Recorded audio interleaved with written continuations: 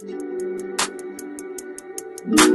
know, they know, they know, they know, they know, they know, they know, they know, they know, they know, they know, they know, they know, they know. Tunnel vision when I hit the holly. Working on that cause my mind is on an island. Told my babies I'll be homeless, so don't stay up. Breaks my heart to see them sad, so I won't wait up. Need it all that's mine, I need it now. I lost my patience the same week I lost my smile. My baby pressed me, said I'm acting like a child. I took some L's, can lie, that really brought me down. I'm so antisocial, but I guess it's type selected. Swear I'll make a change, but for now I just can't help it. Only trusting God in these scars that I've been dealt with. I'ma do my job, time to grind, time to know. They know, they know, they know, they know, they know, they know, they know, they know, they know, they know, they know, they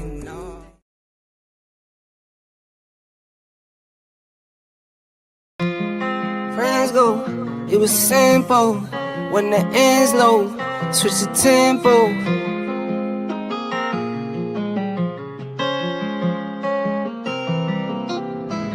When my friends go, it was simple. When the end's low, switch the tempo. I got right, I got heart, I won't die, I'ma fight. I go down, bet I strike, I go hard day and night, yeah. I go hard day and night, 1-1, no surprise, see the hate in their eyes. My brother's blood money bleed, I got the game in the squeeze. What would you do for some green? What would you do for some blues? Go pick and choose, a family of cheese. Some people not built like that, some people get killed like that. Pressure like water, lights, mortgage, I been at bills like that. Now I got kids like that, no wonder why I feel like that. Some people go to war for nothing, me, I go to war for some. Some people need knives and guns, same ones just talk and run. Some people go to war for none, me, I go to war for some. Some people need knives and guns, same ones just talk and run. When my friends go, it was simple. When the end's low, switch the tempo. I got right, I got heart, I won't die, I'ma fight. I go down, bet I strike, I go hard day and night. Money on the line, keep calling, money on the books, ain't all that. My kids, they'll be ballin'. Got a real bankroll, not for Instagram. My mama on the line, keep calling, praying for me, know I need all that. Told me it's not about ballin', real blessed, but I'm still sinning, man. What would you do for a win? What would you do for your friends? What if this life is a foe? What if it all is pretend? What if you rode to the end? What if you started again? This is real life, not a game. I fight my battles to win, but some people go to war for none. Me, I go to war for some. Some people need knives and guns, same ones just talk and run. Some people go to war for none, me, I go to war for some. Some people need knives and guns, same ones just talk and run. When my friends go, it was simple. When the end's low, switch the tempo. I got right, I got heart, I won't die, I'ma fight. I go down, bet I strike, I go hard day and night.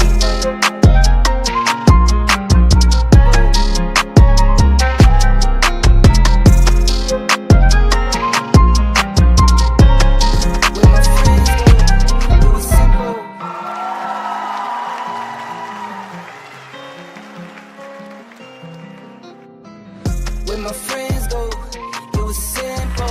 Yo! Welcome back. What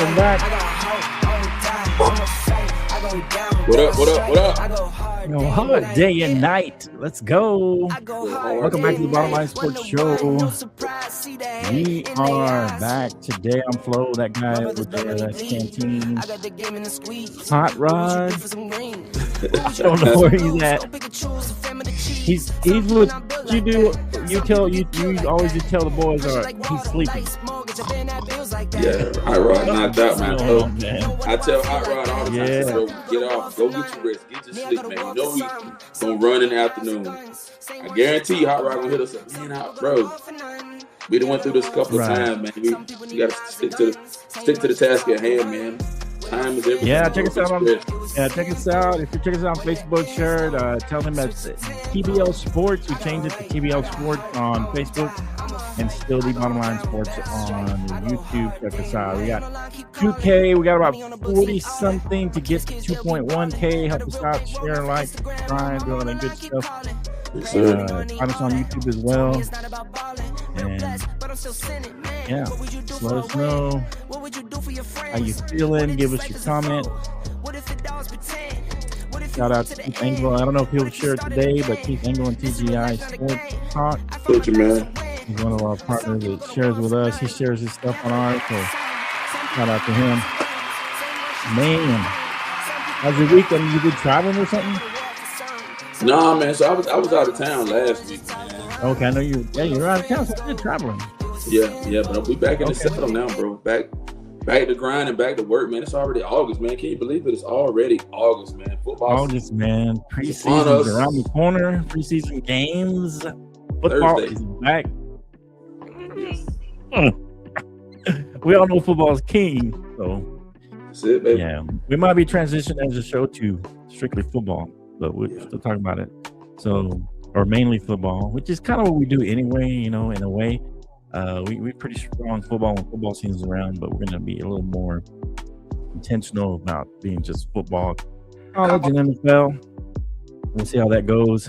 But yeah, today's August the 2nd, 2026. We're going to check out some stuff here and let us know what you guys think. Give us your thoughts out there. Share, like, subscribe, do all that great stuff. I got Canteen's music going here. Hey. Background track ever, bro. We've been rocking this background track for what, 2-3 years or something like that. At least something like that. Yeah. That intro one is a little different, but it's like it. You like it. You seem like you liked it. You jamming out a little bit.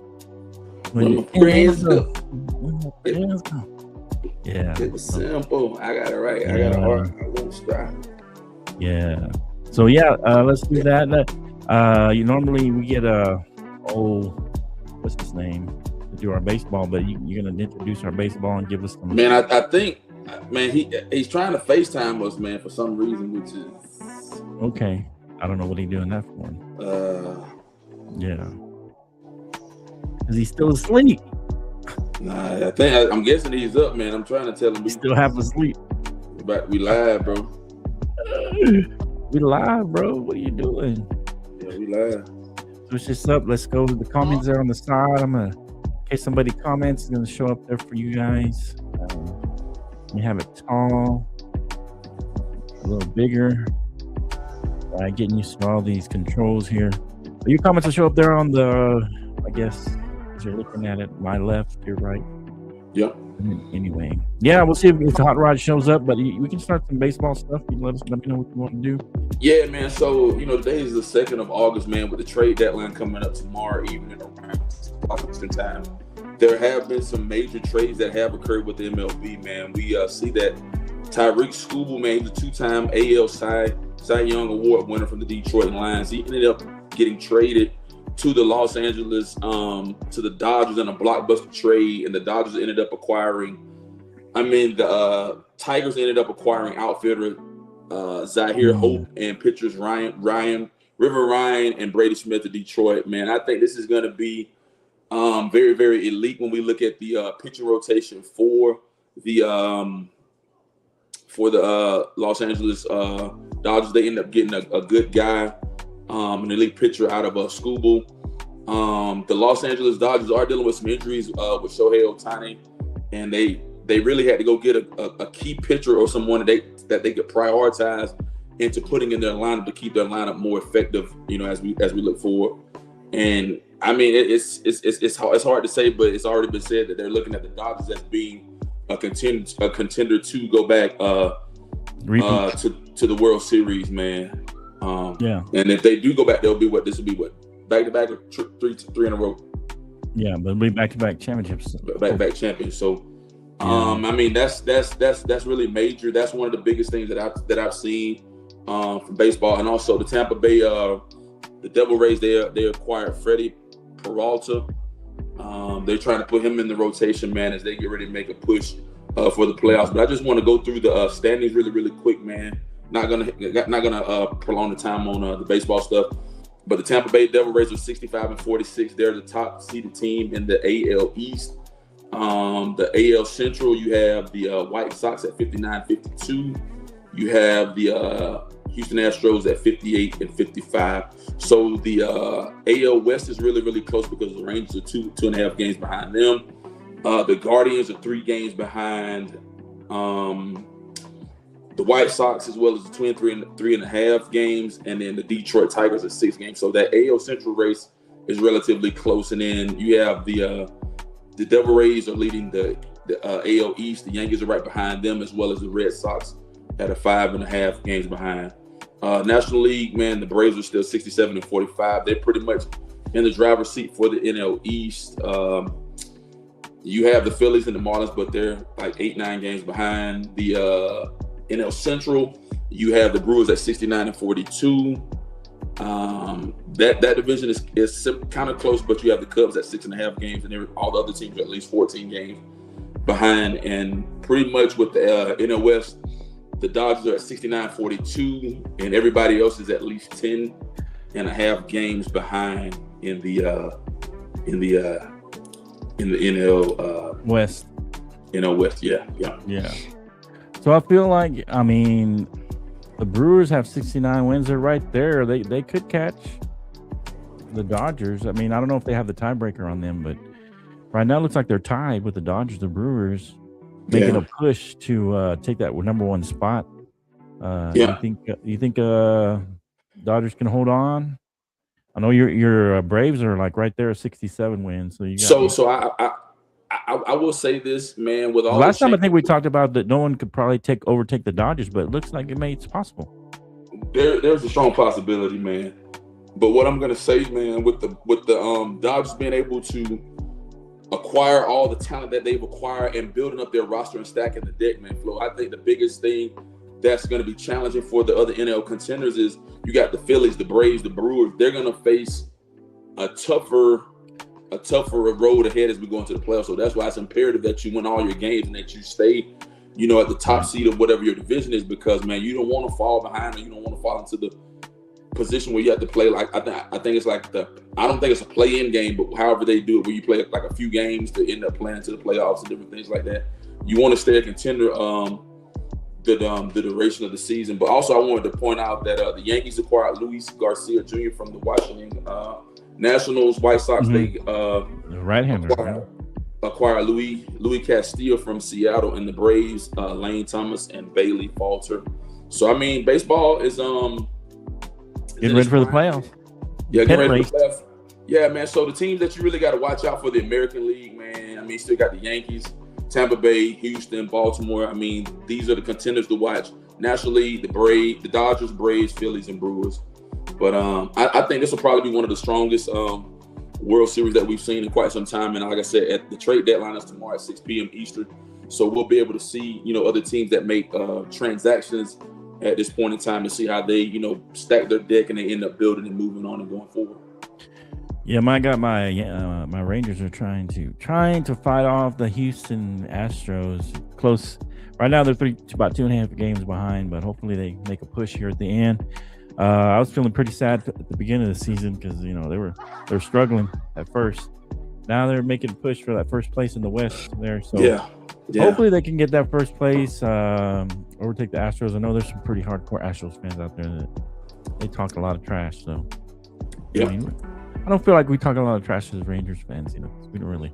But it's have a lot to talk about. I mean, it's interesting. Well, we're at August 1, so most of the baseball will wrap up towards the latter part of September. So, man, we still got a wait at least 60 more days of some good baseball before they even kind of lay out the playoff groundwork and all that good stuff, man. It's the final push, though, to the the pennant race and see what happens. All right, let us know what you guys think. Yeah, let us know what you guys think about any of that going on, any of the trades that you guys like.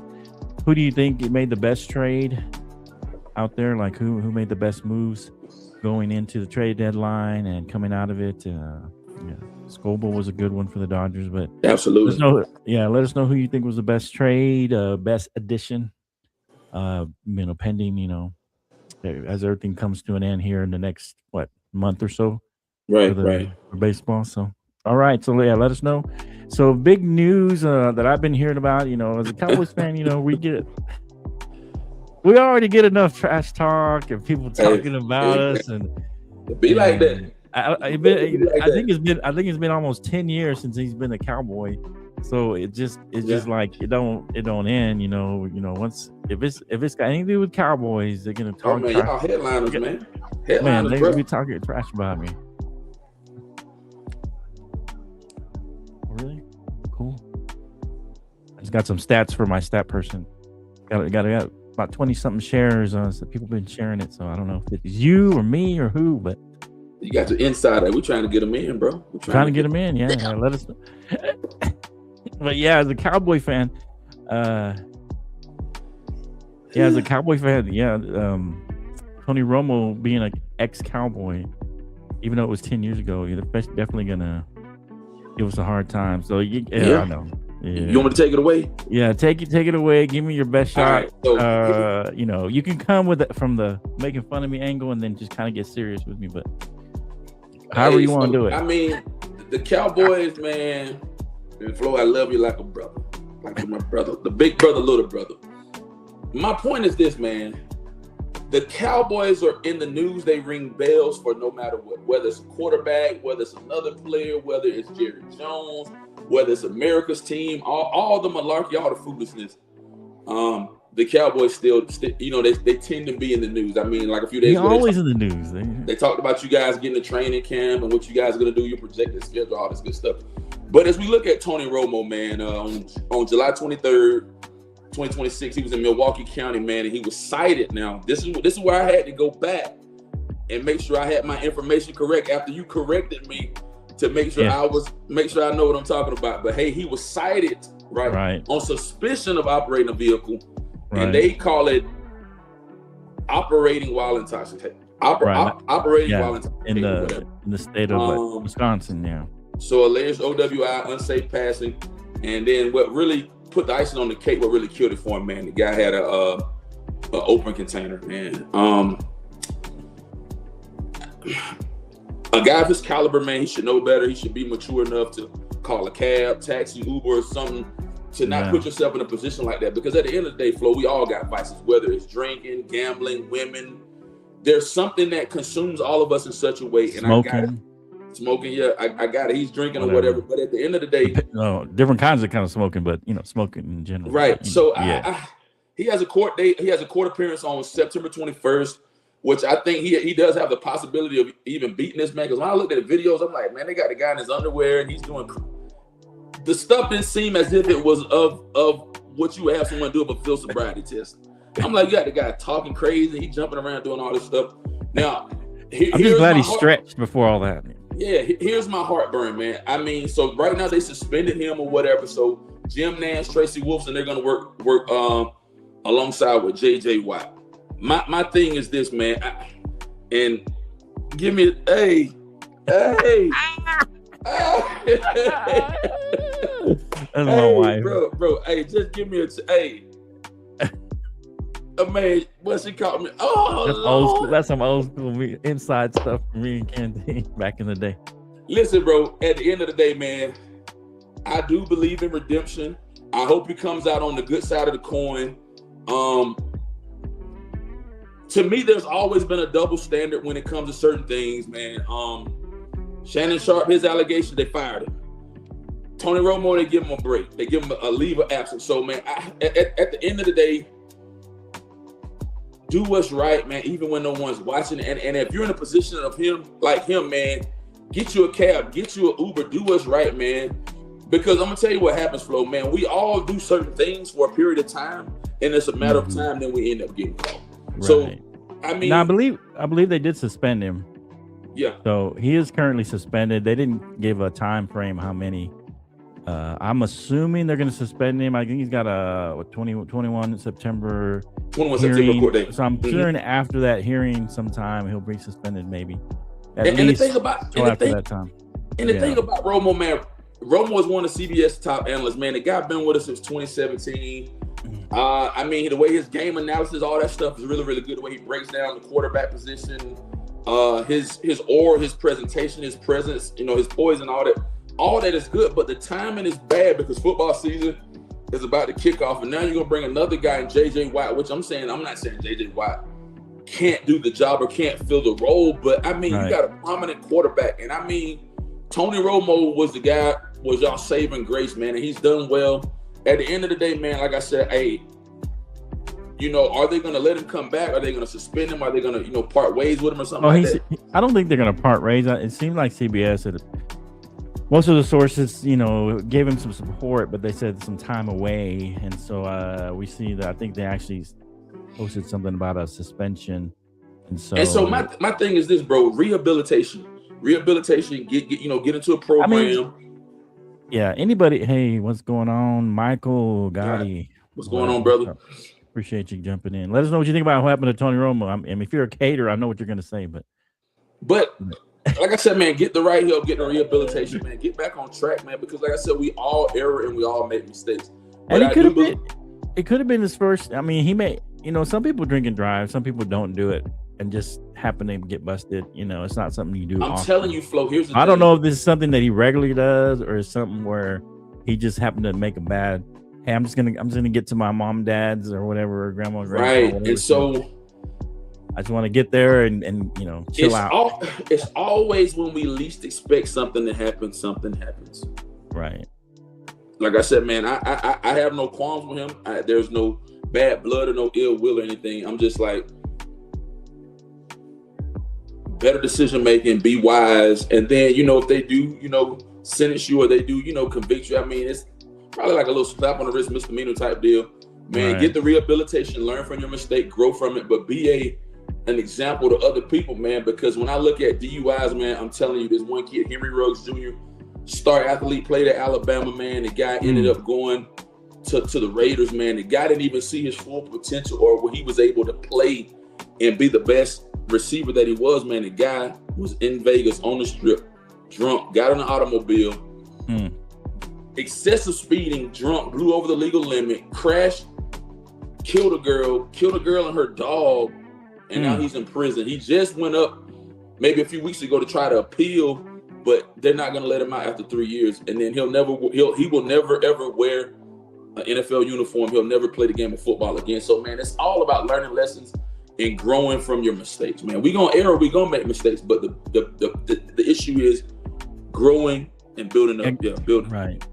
Yeah, of course. And then Michael Gotti says, like to bring the variable situation up. How can he be respected as a leader and a role model in the locker room?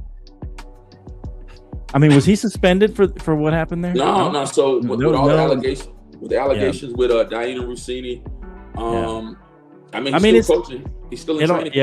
He's still he didn't break any laws or anything illegal. It's just the character thing seemed like more with him. His character's flawed because he has a wife and he has children. He's being a leader among men, trying to get them to do the right thing. I mean, we can preach doing the right thing, but there's always going to be someone in the organization that's going to choose to do whatever they like to do. I have a lot of respect for Mike Vrabel, but as I just told you, Flo, there are influences or there are things. Yeah, you got to know. I mean, people, I don't know what it is about people in the spotlight. I mean, he just went to the Super Bowl and then he gets in trouble like this. And then Tony Romo, right. He's one of the top guys in the CBS. And it just seems like, it's either just you're not thinking, because you got, you're a big dog. So, man, you don't think you're going to get in trouble. But then you don't realize you can get in trouble for anything. And like you said, we can all make fun of it. And I know I saw a video with him doing the little Dak thing, Yeah. For the surprise. And it's fun, it's some funny stuff. But like you said, what if he had hit somebody like that guy? What if he, he ran into a family and somebody died? I mean, this would be a more serious situation if he hadn't just got pulled over and got a, sobriety test. Yeah. You know what I mean? Mm-hmm. So this would have been a lot different. Yeah, and so it could have been worse. Is what I'm saying. So that's what I'm saying. You learn. You think you're grateful for mitigation. You're grateful for something like this to have intervened before it had went down the deep end, like Henry Ruggs Jr. or as Michael Gott mentioned in the instance of Mike Vrabel, man. Nothing against him, but I mean, like I said, man. At the end of the day, there are things. See, yeah, man. So like your wife made a point. I'm telling you, man, because it could have been worse. And like I said, when I look at Henry Ruggs, what he did, I mean, that was bad. Right. So you have to just carry yourself or conduct yourself in such a way, man, and use resources that are out there, man.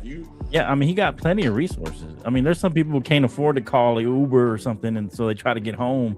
Yeah. But I mean, all these guys that get in this trouble, man, they got resources. They got, they have stuff available to them. So at their disposal, I feel like, man, he should have just leave his SUV there and just call an Uber and then come back for your SUV later. Here's the thing, man. We don't think until after the fact. Well, if I had done this or that, but at the end of the day, man, like I said, your wife made a point. I think it'll be fine. We'll talk about some football in a minute, Michael. We'll talk about some football in a minute, but go ahead. No, I'm good. Yeah. Good. Okay. Anything else on that one? No. We're good with that. All right. So let us know. Give us your comments on the Tony Romo situation. I know a lot of people having fun with that situation, even though it could have been serious. It could have been worse and that kind of thing. So, let's transition to a little bit of college. Okay. You want to talk a little college. I know the preseason poll came out. We have it here on the screen. And so I'll list to the top 10, and then you can get into some stuff that you wanted to talk about as far as maybe overrated, underrated kind of stuff. But anyway, so Ohio State is number 1, Texas number 2, Miami number 3, Notre Dame number 4. This is a preseason poll. I think the AP poll. Oregon number 5, Indiana number 6. So I don't know. That could be overrated. I don't know. There's Ball and Buzz. Appreciate winning, erases mistakes. Yeah, there you go. That's true in many cases. Georgia number 7, Texas Tech at number 8, A&M number 9, BYU at number 10. That rounds out top 10. And then you got a few others there. If you want to talk about any of those, Canteen, let me know. I know you saw this and you want to kind of touch on the AP preseason rankings and college, and give me your thoughts on that. All right, man. So I just wanted to touch on, who I feel like are the top. The top 5 teams or whatever, man. But when you look at the college and AP poll, man, I look at Ohio State. Ohio State has a loaded roster with elite recruiting talent. Julius saying, they're speaking really, really high volumes about this kid and his propensity to become a Heisman, man. So I speak high of him. I think he's going to do really, really well. They have an elite roster. They got loaded talent. The Big Ten powers continue to dominate the national landscape when we look at football. But here's the thing. Can Ohio State convert with all the preseason hype and get into the national championship? Mm-hmm. That's one big thing. The Oregon Ducks, we talked about this before we became in the green room. We talked about this before we came on live. The Oregon Ducks were in the Final Four. Their biggest strengths are they have Dante Moore is an elite quarterback. They are another team that has one of the most talented rosters in college football. They are expected to be a serious CFP contender. The biggest thing is, can Oregon break through in the playoff? Mm-hmm. And can they be viable? They got a good starting quarterback coming back, and I think that's Dante Moore being the starting quarterback. If you start out with a pretty good to great quarterback, that always gets you. Especially if you've got a team around you, if you're just a star quarterback, you got nothing around you. You can't do nothing. But if you got a team around you at least, and you got a star quarterback, that always lifts you up. Right. It seems like these rankings. So I was gonna say, as far as underrated, I think Georgia's a little underrated. I know you might have brought it up. I know you're a Georgia guy, but they got a lot. They're loaded on defense once again, and they got experience at quarterback. And I'm kind of surprised they're that low. Yeah, I know you know Georgia well, but your thoughts on that, man? And so for me, man, I think I don't know if they're counting the strength of schedule into account, man, because Georgia does have a pretty light schedule, man. I think Georgia, they open up against it's hot take Jake. Art will be the greatest Manning to step foot on a field. You know what? College or NFL? Which one? Right? You know what? College or NFL? Give me. Be specific. Be specific here. Heard it here first. My thing about Georgia, bro. Georgia, I think they'll run the table. The only games I'm worried about with Georgia got to make a trip to Oklahoma. They got to go to Alabama, and then they got to go to South Carolina. I think those will be some top contenders in the SEC. Oh my god! All right, since he's on his since Jake is on his Texas rant, bro. Texas I will give them this. Sarkisian has great SEC experience on his team. They're scared to play us. They got experience. They have elite recruiting, and they do have a championship-based roster. Can Texas return to the top of college football? That's the question I want to ask Jake. Can they? And they stay there. Well, now they're number 2, so they're at the top technically right now. So SEC experience, elite recruiting, a championship caliber roster. What can y'all do, Jake? What can y'all do? Exactly. Come talk about it if you want to. I'll give you the link. You want to talk about it? Hey, they will be there. My biggest sleeper. Michael Gotti, this is what he said. I heard that even they are the holders and pressure is on them. The Hoosiers are championship competitors. What? Listen, I don't know about that. You sound like Jake. All right. Hot take. So let me caveat on his note, Flo. His team, that team, 16-0 record, national champion. The first time they finished number 1 in the final AP poll. Check this out. I'm skeptical about a team like Indiana because their roster has significant turnover. Signetti lost a lot of good players. Yeah. Can history repeat naming itself? His quarterback is number 1. His quarterback, Heisman winning quarterback, first round pick went to the Raiders. Can history repeat itself? It has. Georgia's the only team like in the last couple of years that had the propensity and ability to repeat and win back-to-back championships.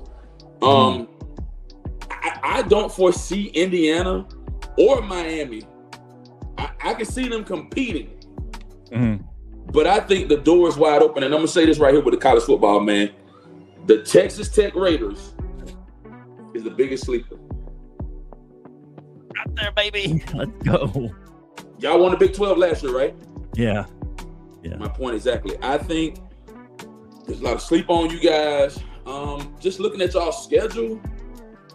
And I think the biggest thing for us is we lost our starting quarterback. And that's gonna be the hardest part. I think the good thing is that our defense is still pretty solid. I think we got replaced a lot of our talent that we lost last year.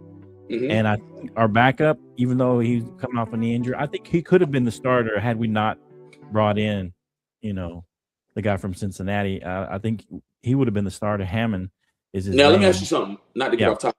Yeah, go ahead. Who do you feel like are your biggest conference contenders that you got to play? Because I know you play Arizona State at home. I think you got Arizona State. I think Arizona State at home. I think BYU once again is going to be our top. I think you got BYU. I don't think we played BYU, but we probably will if everything works out. We'll play them in the conference championship. If they have one, I'm assuming they're still going to have one. People are saying they're going to go away because of if they start adding more teams, it's going to be hard to really. Then you guys got Colorado Road. I mean, you guys open up against Abilene Christian, so I think you're gonna. I think our schedule is fairly soft, so I think I think you'll be. I think you guys stand a chance to run the table and win the division. Also, man, I think BYU is our toughest competition still. And BYU is a strong contender too because they're coming off a strong off season. Y'all played BYU in the conference championship last year, right? Yeah. Look, I think that's Omar. He said national championships in Oregon and Texas. Though I don't want Jake to be happy. Who does? No one wants Jake to be happy. Bro, at the end of the day, Jake to be happy. I can't see it from Texas. My God, it says USC. Where are they at? I mean, I don't. They're right there at number 15. Oh. A question I want to pose for him. Lincoln Riley's on the hot seat, man. Oh, you think so? Yeah, man. He got to win now or never. He ain't really done that productive or anything since he's taken the helm. So you think he's got a surprise? Some people surprised, the Big Ten and be like a contender there. He gonna have to win now. And beat Ohio State and gonna have to beat Ohio State, beat Michigan. And I think they. Oh, he said. Yes, right. I mean, he meant how are they going to do? What do you think about? Yeah, like you said, there is pressure there. All right, so they'll run the table with their first 3-4 games. They're going to beat San Jose State. They're going to beat Fresno. They'll beat Louisiana. They'll crush all 3 of those games. They're going to get to the meat and potatoes when they got to play Penn State at Penn State. They got to go to Indiana on the road. Indiana. And then they got Ohio. Their biggest test before all of this is Ohio State, and that's going to be on Halloween. Right. So I mean, that would be the biggest. That's going to tell you their season, whether if they beat them or if they just barely lose to Ohio State. I think either one of those tells you a lot about how USC is going to play this year. That's it. It feels like. Absolutely. Yeah, and if they beat them, that'll be definitely. I mean, that's gonna. That was that. They're like you said. That's when is that? They're gonna play Ohio State. Halloween, October 31st. Well, that'll be like probably like game 7, 6. Like game 6, 7. Yeah. That'll. If they're winning up to that point, that could put it in the that'll be week 9. So week 9 will be like 7, 8, something like that. Yeah. Yeah. So I mean, that could push them into the top 5. Depending on where they are at the time. I'm assuming if they're winning, they're going to be somewhere where they're at now or a little higher. Yeah. Being USC, they'll probably be maybe 10, 11 when they play Ohio State. And if Ohio State's winning still at that point, and they're still number 1 or 2. That would give USC a big boost. Mm-hmm. So, yeah, he might be on the hot seat. I mean, because I think he has underachieved considering who USC is. Correct. Yeah, like I said, I think he's on the hot seat. I hate to say it, but I think Dabo Swinney, he got to win too at Clemson, man. I mean, he hadn't. When you look at high caliber, top tier programs, they got to win, bro. And I think. Him, I'm gonna give you another who I think is on the hot seat too, man. You can answer Michael Gotti's question after that. Caleb DeBoer. Hey, okay. Nick Saban is a dog, man. He's known for winning and building a championship program. This guy, he's came in a little soft. I don't think he has what it takes to win. I think they'll have a good regular season, but I think their biggest test will be when they play LSU. Mm-hmm. They got Ole Miss, they got Georgia, and then they got Auburn, which Auburn always plays them tough when they have the Iron Bowl around Thanksgiving time. Right. Potential dark horses that break into the top 25. I think it's pretty. I'm not gonna say it's pretty evenly matched. I think the right teams ended up getting in based off of the college football playoff last year, based off of how some of the conference standings and stuff are. Man, my biggest. I'm not gonna lie, real quick. Oklahoma State being in the top 25 is a little surprising to me. Yeah, and because they got they haven't looked good in a while, even though they did get a new coach and all that. I'm just saying. Yeah, they got a new coach. And they're in our conference, so that if they keep winning and stay in the top 25, that's good for us. I think we might play them this year. I don't know. I can't remember. I don't think y'all got them. We don't got them this year. Let me double check. Yeah, man. I mean, you guys. I mean, y'all schedule's pretty light, bro. Y'all open up against. Yeah, it's pretty light, and it would have been. Nah, y'all got Oklahoma State. We got Oklahoma State. So y'all got to go for us if they can keep winning, and by the time we play them, we're playing them at the end of the year. Game 9 or 10, and game 9 or 10, yeah. It depends if Oklahoma State can stay relevant by then. But do you have any possible dark horses that are outside? Any sleeper teams? I know Omar's good about getting sleeper teams outside. I know Omar. He's pretty good at getting some outside. Man, it's. I think it's pretty evenly. I feel like for me, Tennessee might be one. Josh Heupel's offense is always is explosive. And they did get that defensive coordinator Jim Knowles, because that was kind of their weakness was their defense. So I feel like they could be a sleeper, and of course, UCLA maybe. Oh man, who they got? How was their schedule last year? Man? I would say Tennessee's a sleeper or a dark horse team. I'm gonna tell you. I'm kind of shocked that this one team is not in there, but they did not have a superb season last year. Florida State. With Florida State, man, I think Mike Norvell's on the hot seat too, man. Who? Mike Norvell. Okay. Mike Norvell, he's on the hot seat too, man. Florida State. He hadn't been able to he hadn't been able to utilize what he got. And Omar said his team, they went 3-9 last year. Omar, what? I ain't laughing at him, but bro, they lost every game. They did beat Penn State. Now I gotta give it to you, Omar. Y'all beat Penn State. Michigan State, and Maryland. So they went on a 3-game winning streak. But I mean, they got cooked by everybody else. Ohio State, they really. Ooh. See, that is a tough conference to play. But then, like UCLA. Now, so Omar knows this. That's why they fired their coach, because they lost to UNLV. I thought they lost to New Mexico. They lost to some sorry teams. And I'm going to say this. I don't know if we play them this year. Do we play them this year? Who's that?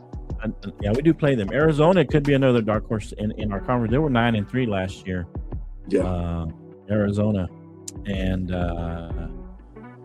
they have a returning quarterback for Frida, whatever his name is.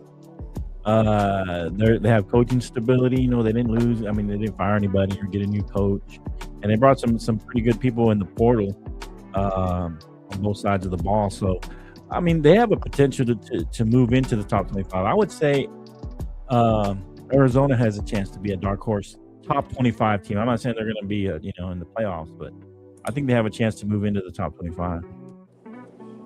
Or what? Almost there. We will set, but we got the coach from JMU, Bob Chesney, better year. Yeah, okay. Man. So the future looks bright. Yeah. I'll give it to him. The future looks bright, but right now, bro. Right now, it don't look good. Yeah. I mean, I'm excited. You know what? After all that, all that stuff that came out, Canteen, I don't know if you remember when they were they're going back and forth where Sarkisian was talking about low-key talking about Texas Tech having an easy schedule and blah blah blah, and then they went, hey, we'll play you, we'll pay out both games, and Texas Tech was talking about, we'll play you if you want to play, let's play. And you don't want no problem, bro. I don't think you want no problem. Well, what I'm saying is, if we both win, we might play each other in the playoffs. It might happen. Like it may rack a stat where you guys end up playing each other, which will be. That's what I'm saying. It may end up happening. But man, you got to look at a venue, man. I mean, you got to look at an AT&T Stadium somewhere to hold all those people, man. Yeah, I mean they'll fit in we can fit about 70,000 in there. Them people that love it crazy, man. Them Texas Tech people are crazy. They're crazy, man. They love it. And can you believe with all that there, Jake is not a Texas Tech fan? That's crazy. He lives there. Man, the first time I ever went down there, man, I was blown away. I saw the stadium. I saw this with Walmart. Like, Lubbock is on the rise. I mean, they got all the restaurants. They got everything. So I told Jake, when I come back, we need to get together and Flo, we're gonna figure something out. But Jake, when I come back to Lubbock, man, get with me. Because you got it's a beautiful place, man. They got a Twin Peaks. It's a nice little town. Yeah. Yes, it is, man. Got Twin Peaks for crying out loud. Good cold beer. Yeah, right. The beer is cold, bro. I'm not going in there. You can have it. I'm not going in there. You want to go to Twin, man, bro? No, man. I'm not messing with all that. Anyway. Okay. Any Heisman views on early candidates? We'll do this one and then we'll move on. But yeah, I like Michael Gotti. Michael Gotti got some. Got one. He's very inquisitive, man. Omar said, "Did you say?" Now these are some of the folks they got in the shoot, man. Right now, Omar said that to you. Say Twin Peaks, yeah, man. Twin Peaks, the beer is like at 29 degrees, man.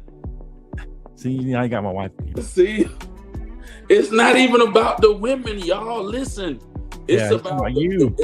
He's talking to you because I'm staying away from there. I don't even want to talk about. Okay, so man, forget Twin Peaks. We can go to Bubba's. They got a place called Bubba's in Bubba's is good. Bubba's got good food and it's always packed. It's over by South Plains Mall. Okay, South Plains Mall. Yeah, I know where's that. But my wife ate there a couple times when we were in Lubbock. So. All right, man. So who I think like the Heisman? Yeah. The top guys right now, man. But who? Okay, so you can list the top guys at Canteen, but who do you think is gonna be like at the end of the year? Is gonna well, I mean, you said early. He's saying early candidates. What do you think about who do's got the best chance at the candidate right now, basically? But you can list all your candidates. I'll say either CJ Carr, the quarterback for Notre Dame, man. The kid threw for 2,741 yards, 24 TDs in 2025. He's one of the top guys. And the guy that I think that has a propensity, man, y'all distracted me by talking about beer that's under 29 degrees. But anyway, okay, the guy who I think that has the potential right now, if they stay strong and healthy and have great football throughout the duration of the year, man, I'm gonna go with the kid from I'm gonna go with the quarterback from Ohio State, man. Mm-hmm. Right now. They're in a fight online now. Stop. You know better. Y'all playing, man. Y'all talking like, about, get him. Like Flo. Hey, I stay away from that. I ain't no dummy. I already know. I didn't even know about Twin Peaks, to be honest. When I first heard about it, I didn't know anything about it. You never, man, no, bro. When I heard about it, I'm like, yeah, I ain't gonna mess with it. I ain't even gonna mess with it. Nope. I mean, no. Here, this is what I got to say to you, Canteen. That's all. What is it? So, who do you like? Who do you say you like? I'm sorry, I wouldn't even pay attention. Nah, I like the kid from Ohio State, man. I think he has the most. Yeah. Okay. Julian's saying right now, I think he has the most propensity to jump out the box, and I think he'll have a pretty decent year, man. You don't like Arch Manning? Who? Arch. I don't even know. Yeah, no more Hooters, man. They ain't got no more Hooters no more, man. Rest in peace to Hooters, baby. So, Flo, you telling me you never been to Hooters? No, I've never been to any of that stuff. You never been to Hooters ever? Man, you joking. No, never. Okay. I don't mess with them. Yeah. I love my life. I love breathing oxygen. I like breathing oxygen. I like, being alive. You hear what Omar said, bro? He ain't lying. You see, Flo, Flo, you thinking with the flesh, your mind. I'm not thinking with the natural. I'm not talking about my life. I'm thinking about my life. I'm thinking about I don't need to be around that. I know. I don't need it. I don't need all that. The best wings. Yeah. Bro, they wings. That's like the people say. I read Playboy for the articles. Man, come on.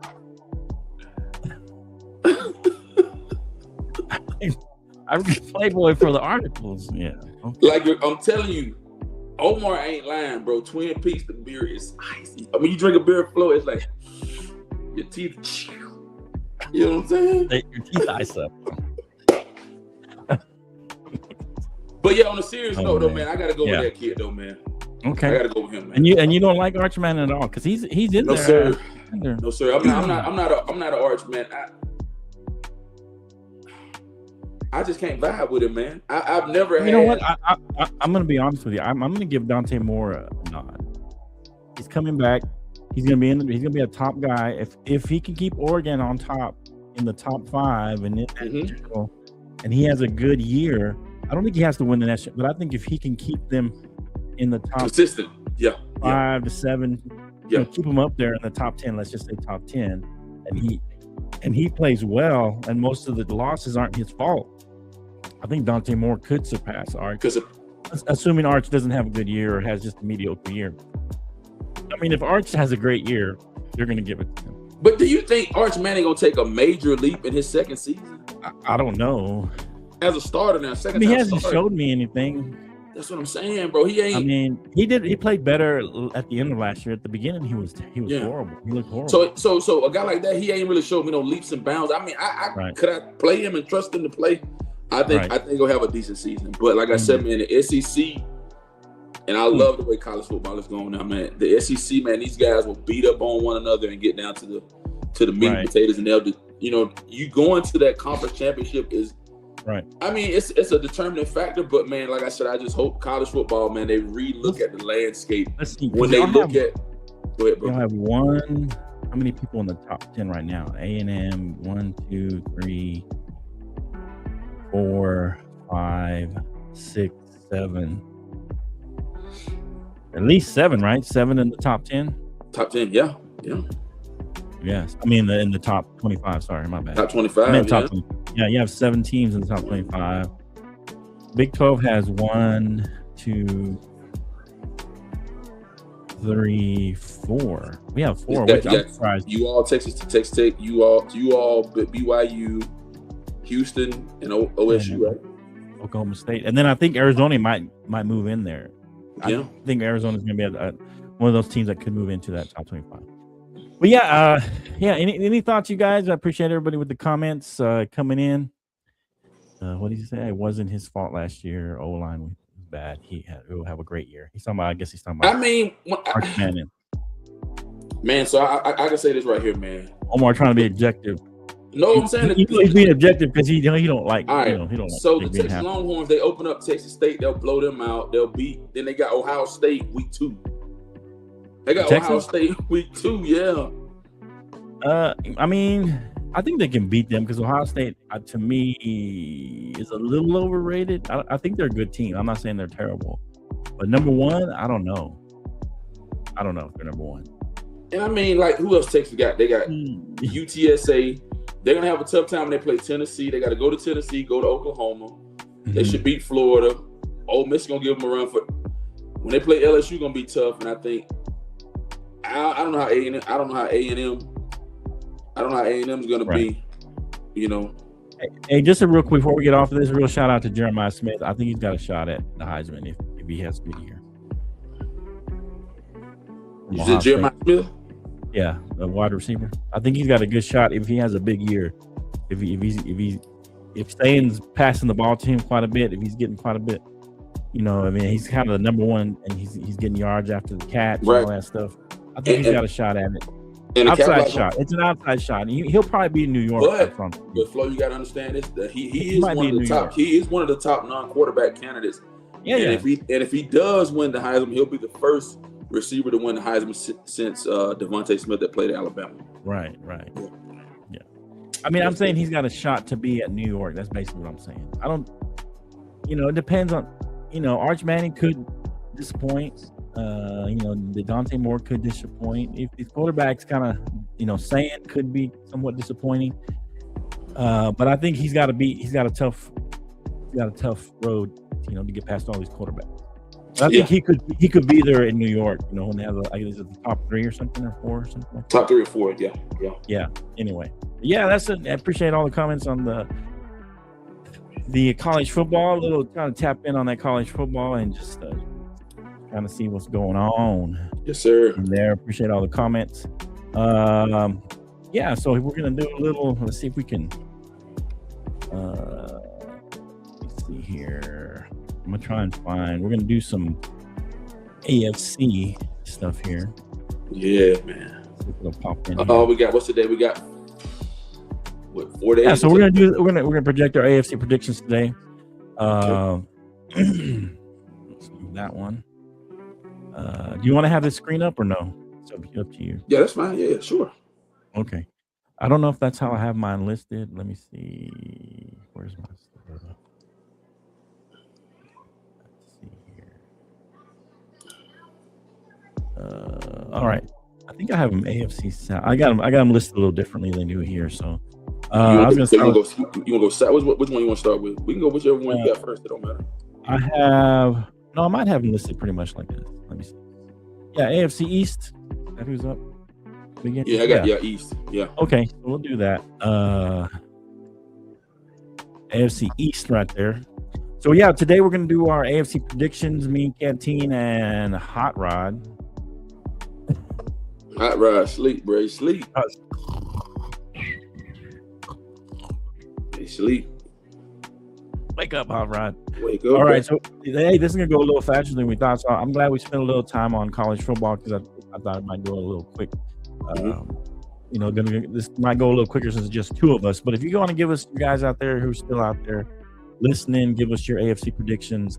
I can start with the AFC East. Sorry, Buffalo with Buffalo, Miami, New England, and the Jets.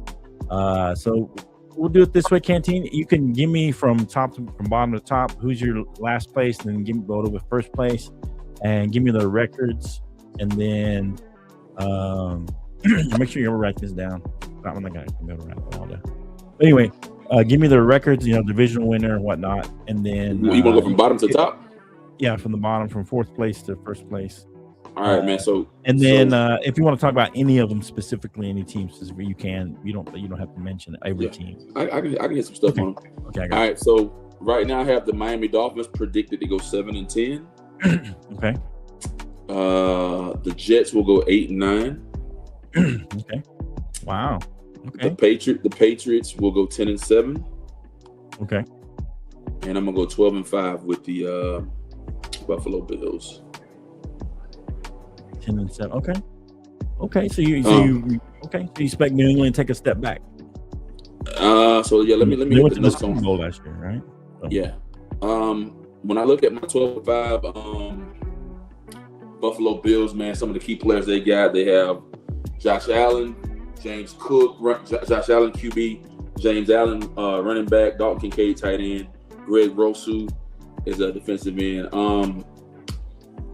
Josh Allen will probably be one of the leading candidates for the MVP race. Man, the Bills are projected. I feel like they're projected to win the AFC East based off a 12-5 record. Man, the biggest thing I think that they need to focus on up in Buffalo, man, is Josh Allen's ability to limit turnovers in big games and being able to make accurate and wise decisions as a QB. Man, sometimes you have to throw the ball, let the running back run the ball instead of you trying to carry the weight of the organization on your shoulders. Like I said, I think they've always been a powerhouse in the AFC East, man. The biggest problem is they'll win all season. They'll put up good numbers and do really, really well, and they'll get to that divisional round of the AFC playoffs, and then they'll tap out, man. But I have them at 12-5.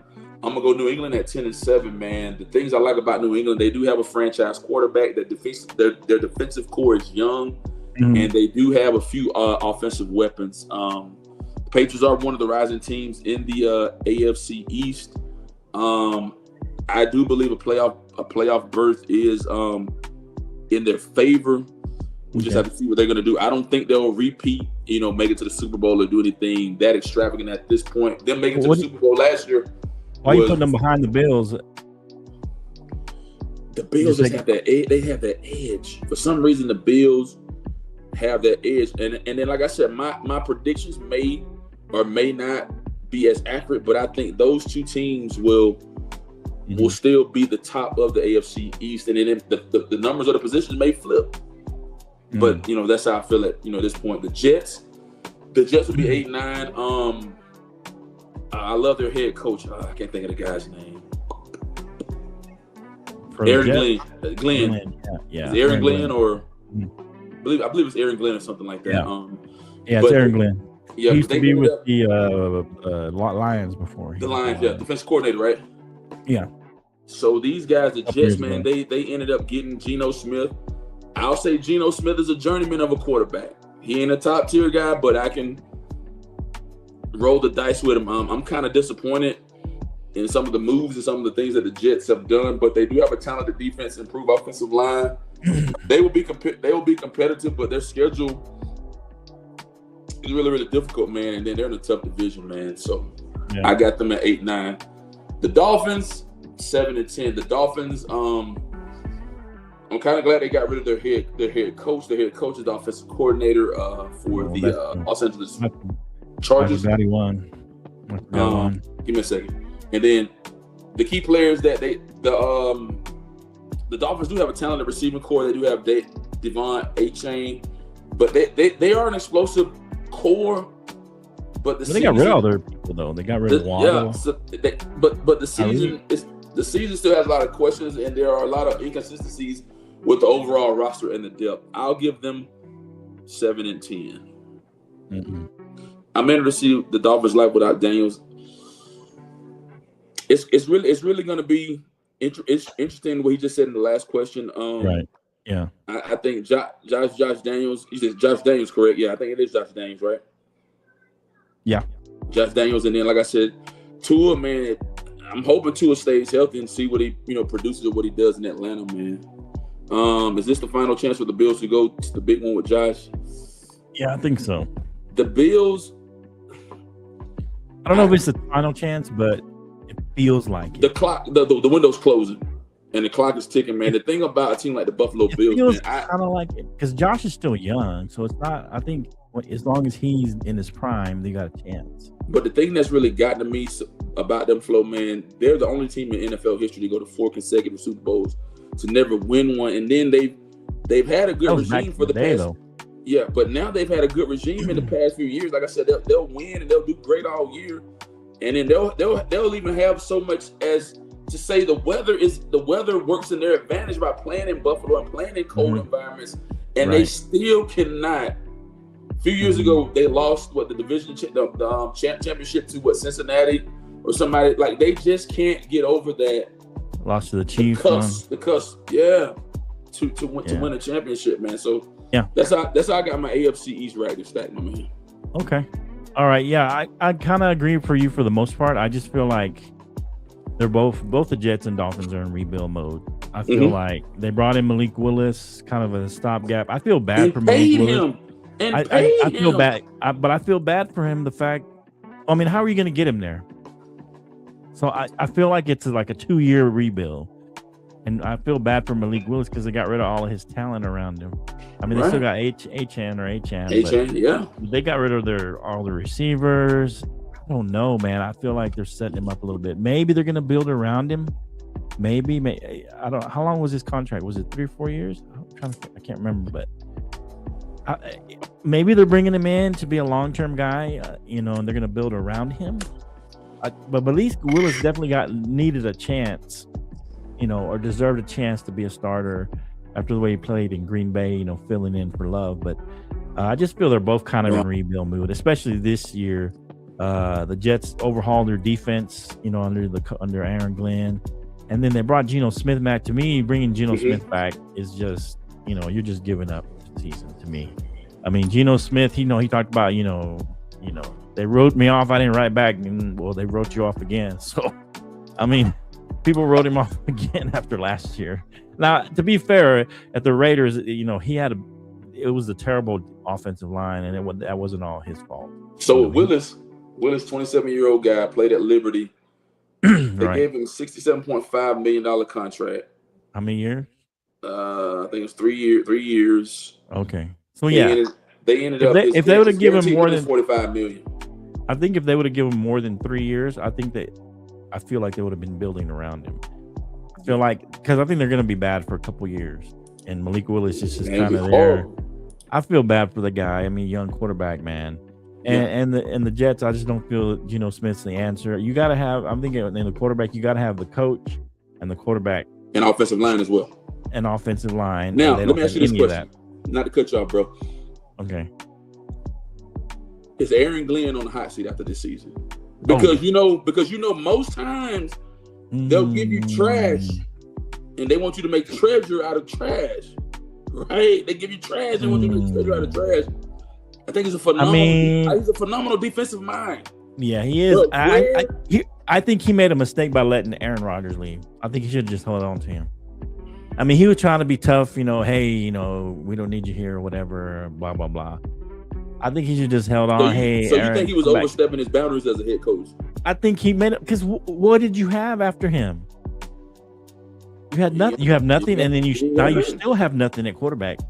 I think if he was smart, he would have kept Aaron Rodgers there for the next couple years and try to just, make it work and get your quarterback in the draft. You can get a good quarterback second, third round, even at the end of the first.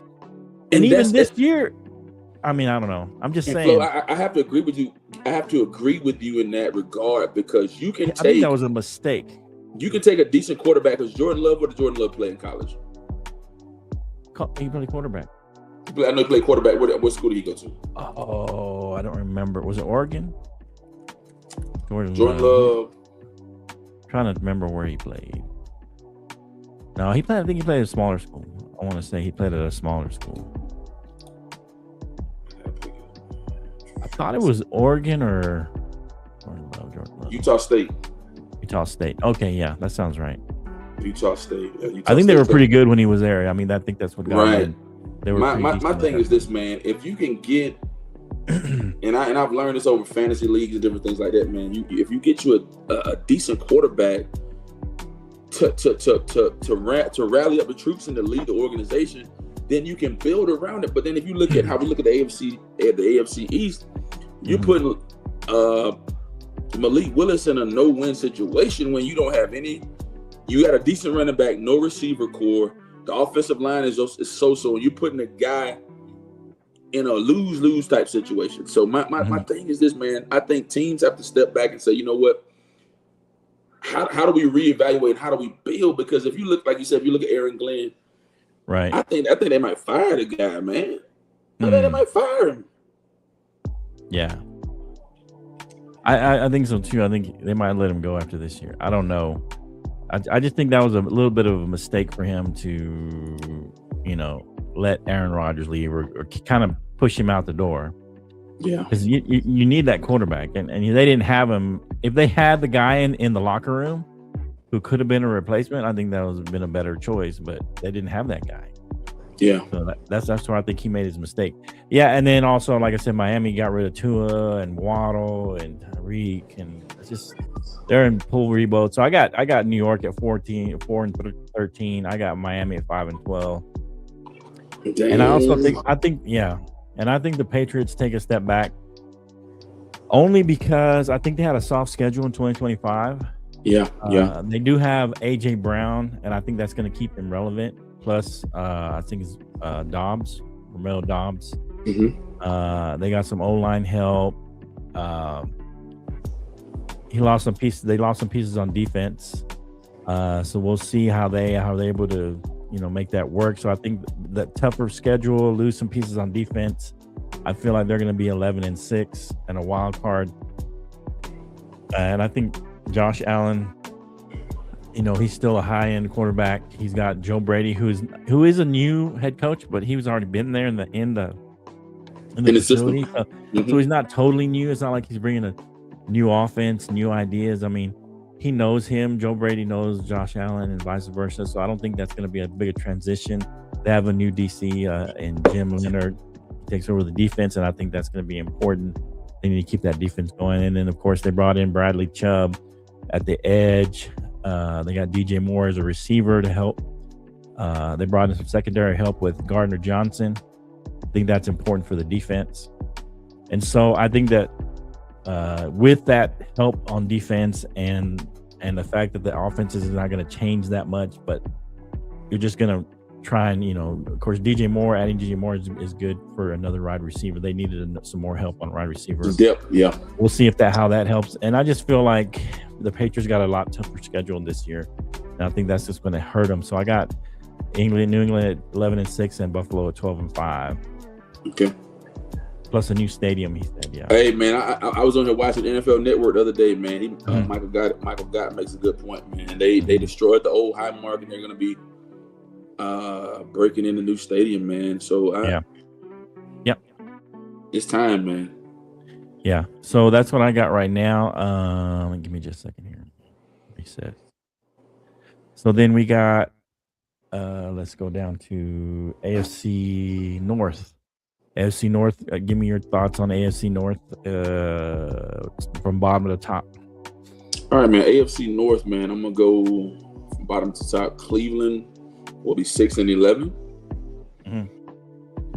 I'm gonna go 9-8 with Pittsburgh. Okay. Baltimore 11-6.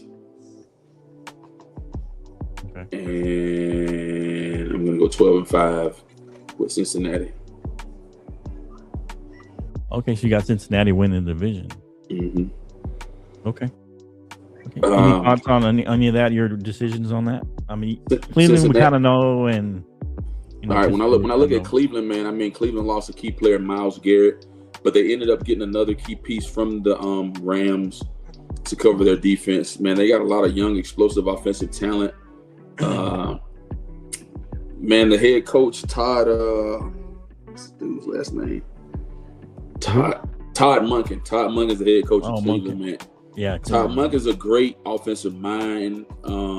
Todd Monken has done well in the college ranks, man. This will be his first year coaching at the helm of a National Football League team. I think he'll do fine. I don't think he'll supersede or exceed the expectations. There's still a lot of things that they got to hash out. I mean, they do have a decent offensive line, some decent skilled players that they do have.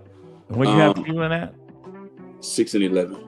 6-11. Okay. Yeah, man, they're in training camp now, man. They're trying to hash out who's going to start. I mean, Shador's been putting up big numbers.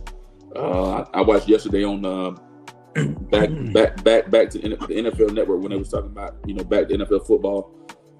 Shador put up good numbers in training camp. I mean, and then Deshaun Watson, and then you have Dylan Gabriel, another guy they brought in. So I feel like they'll finish 6-11. Man, they got a lot of groundwork to do. They got the toughest road ahead of them in the division. I mean, let's be honest, man. If I'm a head coach, I gotta start the guy that I paid the most money. So I'm probably gonna go with Deshaun Watson. Let him get the first team reps. Let him see how he pans out. If things kind of crumble or tink throughout the season, then I'll bring in Shador Sanders. So 6-11 for those guys. Steelers. So you think they'll start Deshaun Watson? Absolutely. Okay. That's fair. If you don't, I mean, what's the advantage of not? I mean, this is an investment you pour. It's like this is what you put a lot of money and a lot of energy and stuff into. Yeah. So yeah. So I mean, that's just me with that, man. We'll look at the next team I picked was the 9-8 would be the Steelers. Steelers, they're gonna bring back Aaron Rodgers, T.J. Watt, Minka Fitzpatrick. They got a strong defensive front, pretty decent. I mean, if they do win more than what I projected, the 9-8, I think I said 9-8 for them, right? If they do win more than that, they'll only get a wild card contender. They'll only be a wild card contender, and then they'll one and done.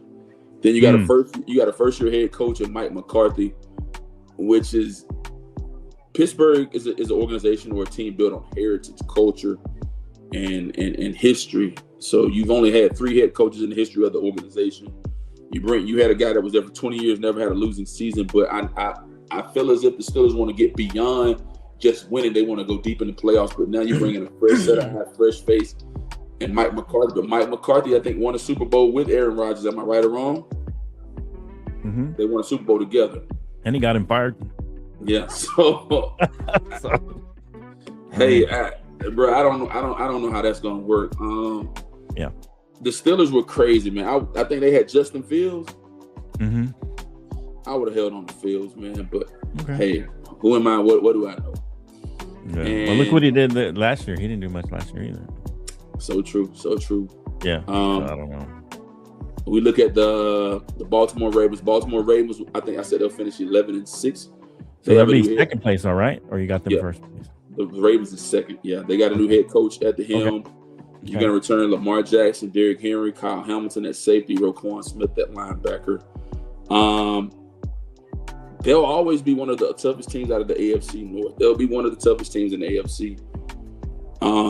Lamar Jackson gives his team the edge to win every week. But the biggest thing is, can they stay healthy? And then can they have production from the pass rush, man? I feel good about Baltimore, but Lamar, win. We've got the MVP, but when are we gonna get to the big dance? I feel like for Lamar also, this is like, I think when Michael God said, what did he say? This is the last final chance. I feel like this is the final chance for Lamar to really win this. I don't know. Yeah, because I feel like because he has a lot of good passing stats, but I feel it's because of his feet, because he can move around. It feels like he's starting to lose a step, and when that happens, I don't know. The Crosby situation with the Ravens, I think that's going to be big for them. Yeah. Right. Yeah. Yeah. Yeah. I think Crosby will be a boost to the defense, but my biggest thing is I thought they signed Trey Hendrickson. Trey Hendrickson. Yeah. Where did Crosby go? He didn't go there, did he? Let me make sure. No, I ain't crazy. Yeah. Crosby still with Raiders. Okay, that's what with the Raiders. I think he was talking about Trey Hendrickson that went from from Cincinnati. He went from Cincinnati and ended up going to Baltimore. But I think Baltimore it's now or never for them, man, because you got guys like Lamar Jackson. How long Lamar Jackson been in the league? Like at least 10 years. Lamar Jackson? Yeah. I think he's 8. I think he's going on 8 years. You can look it up, but I thought it was his 8th year because I think he came in after Lamar Jackson. This will be his 8th year. He came in 18 out of Louisville. Yeah. See, that was pretty good. Yeah, you was right, man, because he was 32nd pick. Yeah, because I know he came in after Dak, and I know Dak's been there 10, so I figured he was around 7, 8. And then the team that I feel that's going to win the AFC North will be the Cincinnati Bengals, man. Yeah. I think a healthy Joe Burrow, Jamar Chase at the helm at the receiver, T. Higgins receiver trait. Then, like I said, Hendrickson, he ended up, going to Baltimore. If Joe Burrow can stay healthy, he has all the offensive weapons, good run game. That's a big one. If he stays healthy, the Bengals could probably be the most dangerous team with the passing attack in that division. The biggest thing with the but with the Cincinnati Bengals, man, is defensive consistency. Can your defense hold up, and can your offensive line be able to block to protect Joe Shiesty? And that's my AFC North projections, man. Okay. Yeah, I don't know if he saw some news or something. I thought he was still with the Raiders. So no, he's still with the Raiders. Yeah, I could be wrong, but so yeah, and I'm kind of with you for the most part. Hold on.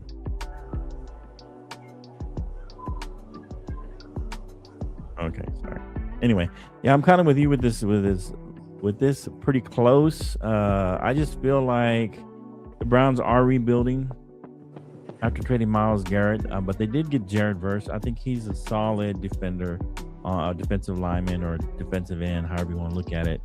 And like I kind of agree with you. I think Watson is going to be the starter unless he just doesn't play well at all, unless he just complete trash. So, so I feel like he's going to be the starter. And if he struggles enough, Shador eventually come in and replace him, like you were saying. But they do have a lot of young talent. And I feel like they got a good supporting cast. It just depends on the quarterback. And I feel they've got one of the easiest strength of schedules. I think that's going to help them this year. Who's that? And so the Cleveland Browns. Cleveland Browns? Yeah. They got one of the weakest strength of schedule, and they still got a solid defense. And I think that anytime you have a good defense, that always gives you a chance to win. Baltimore Ravens back in the day when they scored like 10 points and won every game. Yeah, because remember that team? Yeah, so when you look at not to cut you off, man, when you look at the AFC North, man, they play all the NFC South. They play some of AFC South. They got some of the AFC East and some AFC West, but mostly AFC South teams they got. Mm-hmm. And it's a mix of the AFC East and NFC East. But you know how they just mix and match with all the schedules. But right. According to the schedule, we just looking at them, man. They got a strong. They don't look too strong. Right. So I feel like, to me, the Steelers and the Browns are going to be about the same. I think Aaron Rodgers with Mike McCarthy could be good, but at the same time, Aaron Rodgers, he's another year older, and so he's not getting any faster. They did bring in Michael Pitt Jr. and they did bring in Rico Dowdle to help. They got some offensive line help in the draft. I feel like they're both going to be somewhat decent teams. I actually got the Steelers and the Browns going 9-8. Record. Yeah, I got the Steelers and the Browns both going 9-8, but not making the playoffs. So you thinking that You thinking that they can beat the Jags, Buccaneers, Panthers? Yeah. Dang. Yeah. I got them going 9-8. I think it's going to be, and they're going to in division. I think that Cleveland plays Baltimore and the Bengals well. So I think they can split with them. I think they can split with Baltimore and the Bengals. I think they can split with every team in there. And so that'll be 3 wins right there. Yeah. And then I think they can beat a few of those other teams just with their defense. And I think Deshaun Watson's going to prove a few people wrong. That's just my thoughts. I think that he's going to be able to play better this year. Mm. He's gonna be fully healthy, so I think they're both kind of one. They're kind of like the same team, but different. You know, they're gonna play differently, but I feel like it'll be 9-8. I forgot the Cincinnati Bengals 10-7. I don't know if I trust Joe Burrow to stay healthy. I feel like he gets banged up every year, even if it's not a long term. I feel like he's gonna get banged up at some point. They do have a relatively easy schedule. Mm-hmm. It's not as easy, but it's relatively easy. So I think that's going to keep him in the game. Maybe they get lucky and he gets banged up on games where they're not playing tough opponents. I see them going 10-7. Yeah, they finally invested in the defense. Although the Cowboys kind of did the same thing, but after they neglected it for a while, they got a good offense. You know, they got good skilled players.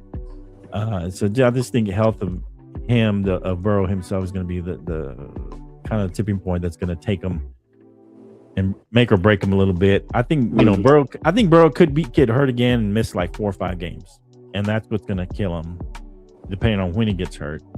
And I hate to project injuries, but I don't trust him anymore. I trust Lamar not to get injured more than him, and so that's why I got the Baltimore Ravens 11-6.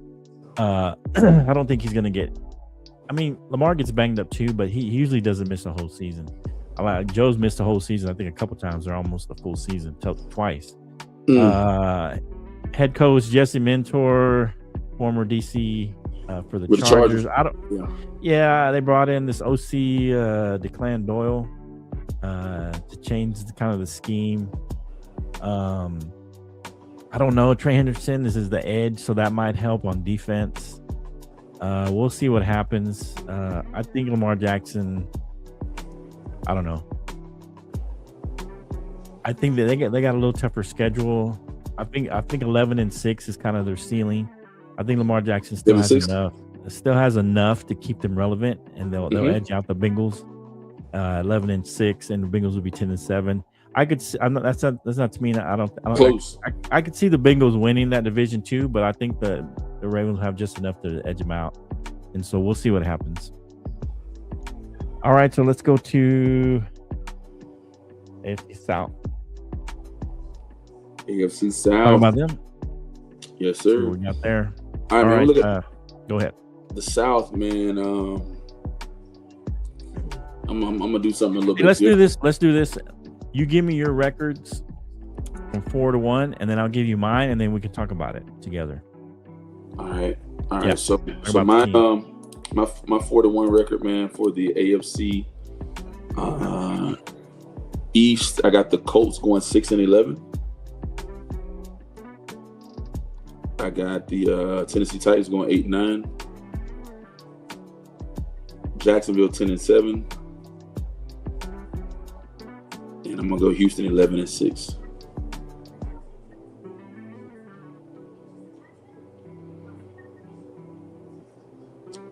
You muted. Yeah, so I got Tennessee 7-10.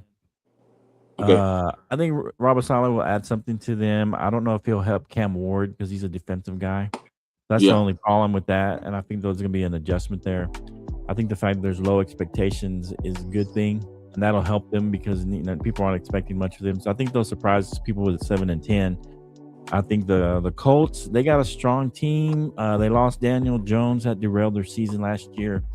They did re-sign Alec Pierce, and it just depends on how Daniel Jones' availability for the season.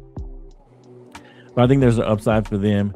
I think mediocre is kind of their floor, so I think they have a chance to be good. I just don't know. I don't know if Daniel Jones will be ready for the beginning of the season, but I think they're going to have a decent team. I have a chance to be kind of a dark horse, but I got them at 8-9. Then I got Jacksonville at 10-7. Okay. And then I got Houston at 11-6. Yes, so sir. Then we can talk about all those teams. We kind of got the same, right? But just a slightly different records. Oh no, I think you had Tennessee ahead of them, though, right? No. I had Tennessee. So I had Tennessee at ahead of Tennessee ahead of the Colts. Yeah. Yeah. That's what I'm saying. We had those flip flop, but both have Jacksonville and then Tennessee and then Texans at the top. Any of those you want to talk about? Man, so when I look at the top teams I selected, man, DeMeco Ryans has been a hell of a coach, man, a great defensive mind, man. I mean, the Houston Texans are going to return C.J. Stroud, Michael Anderson Jr. at edge, Nico Collins at receiver, David Montgomery at running back. To me, they're one of the fastest rising powers in the AFC, the Houston Texans. They've improved on offensive line play tremendously, and this could help Stroud to rebound and do really well, man. The biggest key is to protect C.J. Stroud, man. Protect your greatest investment in being able to block, so he can get the ball, pass the ball and get the ball to the receivers and get the ball to the running backs and be able to be the kernel of your offense.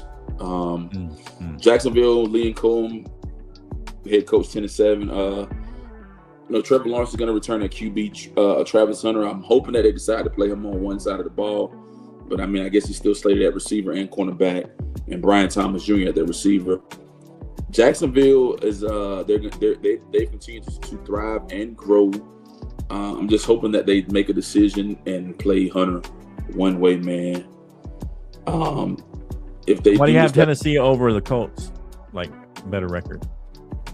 What's your main reason? The reason, I like Cam Ward, and I think their defense will be beefed up. I like Robert Saleh, his defensive mind. I think to me right now, the Titans, their schedule is not even as gruesome, man. As the Colts. I mean, the Titans.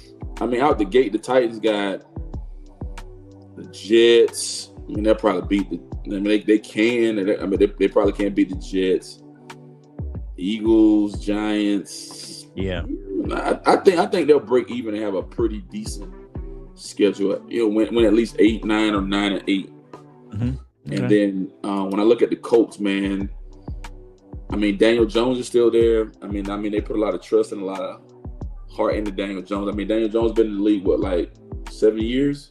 7-year guy, went to the Giants. Well, the prior year before he got hurt, he had a pretty decent year. Yeah. So I think the injury was a lot. So it just depends when he comes back. And the Colts, man, I'm looking at their schedule. The Colts schedule look kind of rough because they open up. They got the Ravens, Chiefs, Texans, Commanders, and Titans. So, like, woo, I don't know. Yeah. I mean, 5, it's gonna be kind of challenging, man. So we'll see. And to me, it doesn't matter who comes out of the AFC East anyway when it comes to playoff time, man. Because AFC South, you mean? AFC South, man. They don't really. Yeah, I kind of agree with you. I think the Texans, CJ Stroud to me has been, ever since his rookie season, has been kind of a disappointment. I don't think he's done well. They did add David Montgomery at running back. I think that's going to help. I think they're going to lean into that run game a little bit with that defense that they have, because they're still going to have probably one of the top defenses in the AFC, if not in the whole NFL. They're going to have a pretty tough defense.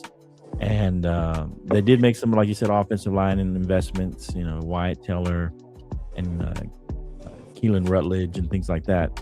And so I think they're going to lean heavily with David Montgomery at running back and kind of not put so much on CJ Stroud. I think that's going to help them. So I think that's why they're going to be at the top, because of their defense and because you're not putting everything on CJ Stroud's shoulders. And then maybe that'll get him some more confidence. Let me see. Is this Lawrence's last chance? I mean, Lawrence, he's been with the Jags for about 5. This will be his 5th year. I don't think it's his last chance. No. I could easily see Jacksonville winning this division if Lawrence plays well. I think if Lawrence plays well, it's all he's one of those guys. He's just inconsistent. He reminds me of a little bit of what's the guy from the Chargers? Justin Herbert. Herbert, yeah. A little bit of Justin Herbert, in that he's kind of underwhelmed at times, but in times he looks really good. And so I think if he continues to play well, I think he was the 1 year he got injured on and off. So I could see the Jags winning this division, but it's just the defense is so good for the Texans. It's just that defense is really, really good. Yeah. So I don't think this is Lawrence's last chance. I think he's got a couple more years left in him. About 3. They were 13-4 last season, so I mean, there's a possibility they could get 12 wins this year. I just feel like the Texans' defense is just that much better, and I think they're going to play a lot of ball control. Yeah. And not put it on C.J. Stroud's shoulder, and that's going to mean a lot for the Texans' record. We'll see. I don't know how it translates into the playoffs, but we'll see. Any final thoughts? You want to go to the last one? Yeah, we get the last one up, bro. All right. Here we go. The AFC West. Probably. Let's see. Hot Take Jake has a lot to say about this one, and so does Omar, because these are their teams here. Mm-hmm. But yeah, here's AFC West. Chiefs have historically dominated the last few years. This one, but we'll see. See, Michael got one. Says Casey a force again for me with the arrival of running back Kenneth Walker. You're right. I think it's a great plus. It's a great plus. That's a great plus for them. Yeah. What do you think here? All right, man. So I'm gonna go Raiders 5-12.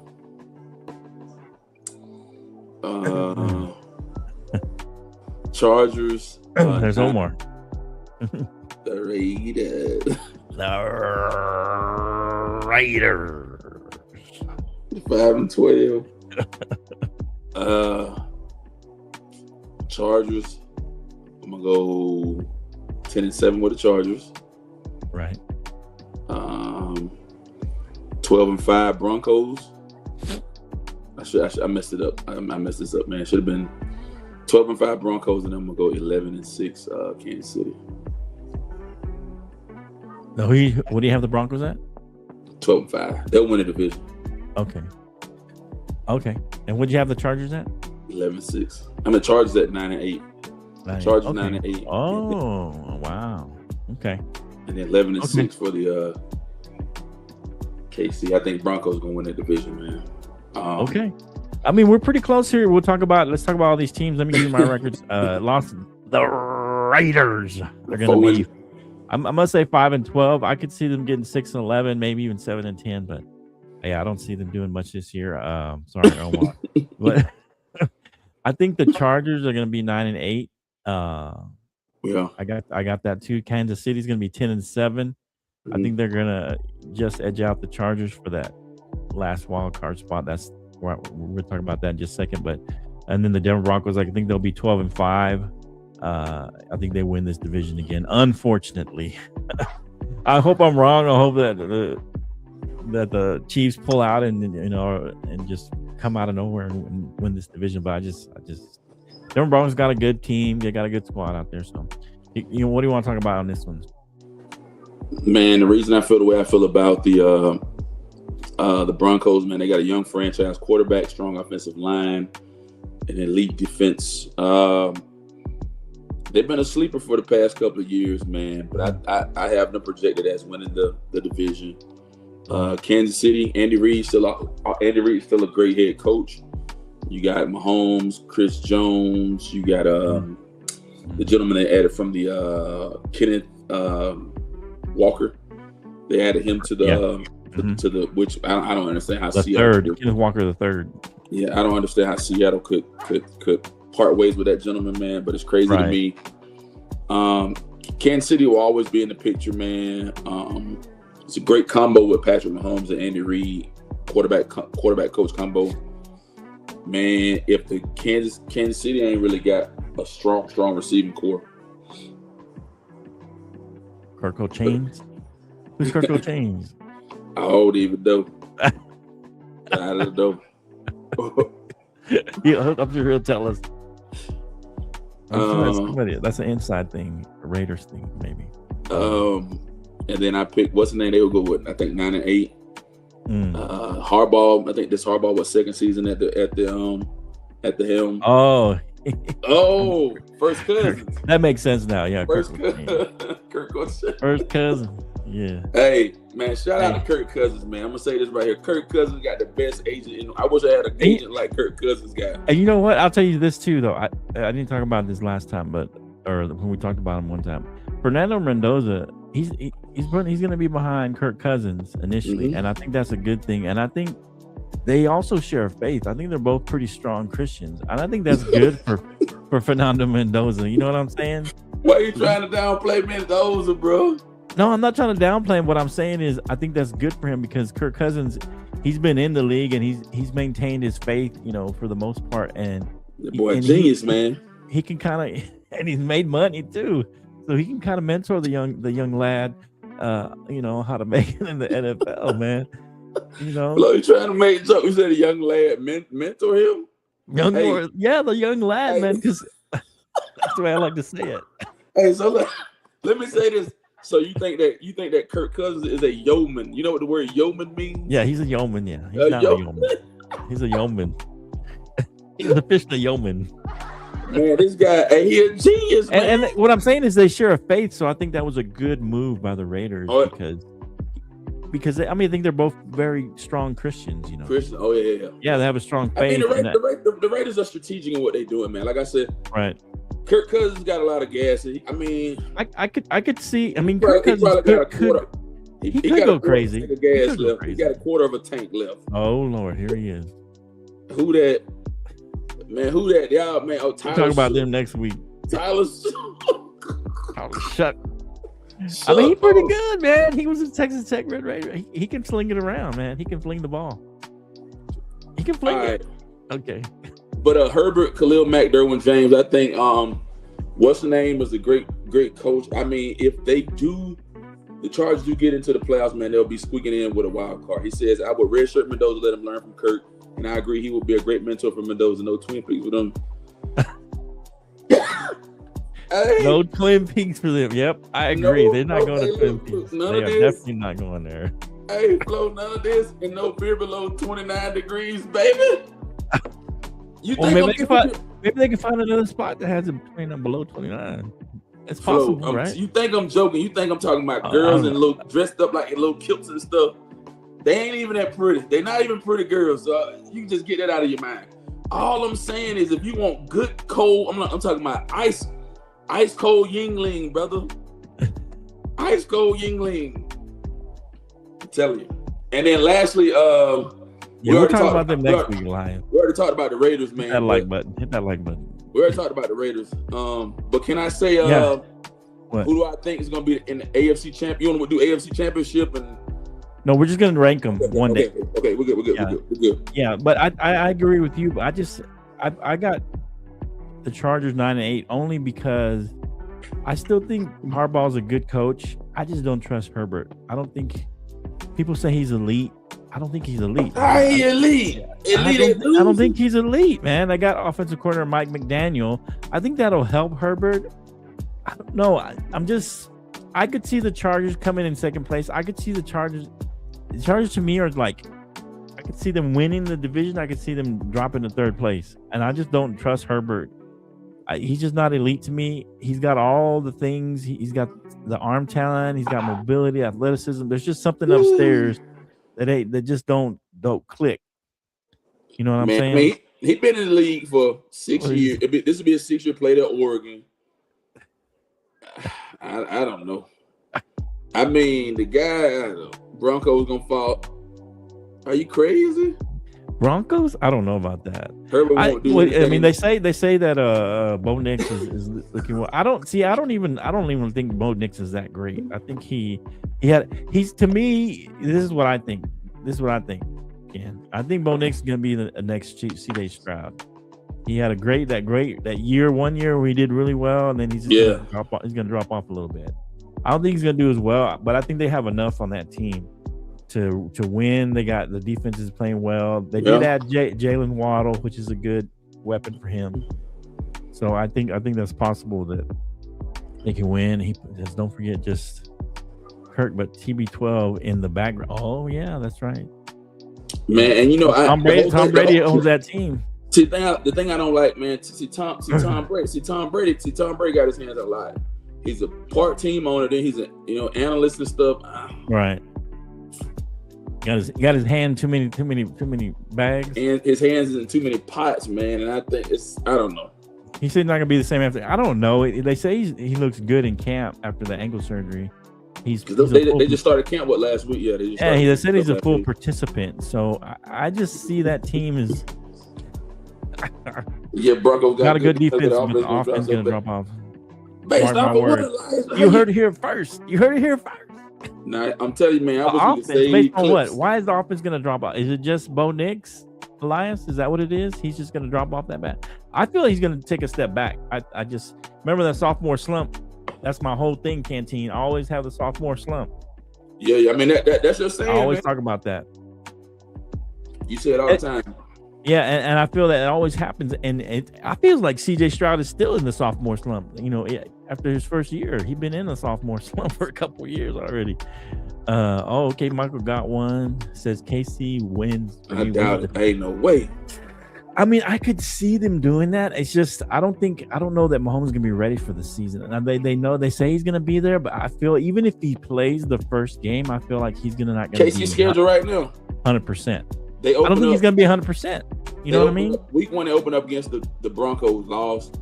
I like the Kenneth Walker addition. They haven't had a top running back in forever. I mean, since Mahomes in there, they haven't had a really top tier running back. In other NFL news, Deebo Samuel ended up going back to the 49ers, man. Oh, he did? I mean, he's going back to the 49ers. But he's not in his prime anymore. No, sir. He's a good possession receiver. I think he'll be good for them, but I don't think he's in his prime. Elias, he's right now. Elias, I would say injury, and every quarterback has a solid. Yeah, the sophomore slump. Hey, sophomore slump. It never fails. The defense they got. They cut the defense, man. Yeah, they got rid of a lot, but they did replace some of the stuff that they also talking about this guy for the Chiefs, Cyrus Allen. That he looks good as a rookie, and it just depends how Rice is going to come back from that knee. He had a minor knee surgery, and if he can stay out of jail, he's gonna stay out of jail, man. Who's that? Rice? Rashee Rice. He can quit getting in trouble. Jeez. Oh man, it was so funny when he got locked up the NFL Network. Like when he bonded out, they had the camera. He was running. Hey. Yeah, I mean, I could see the Chiefs winning that division, but it's gonna be tough. It's gonna be like I could see them going 11-7 right behind the Broncos, or I could see them flip-flopping. I told Hey, how you catching the ball? Yeah, they say he doesn't look good right now, and that he looks a little sluggish. But he's just coming off that surgery, so I could see that could happen. So, and we got the first game. We got the first game Thursday night. So here's what I got, Canteen. Go ahead, bro. Let me see if I can bring up my.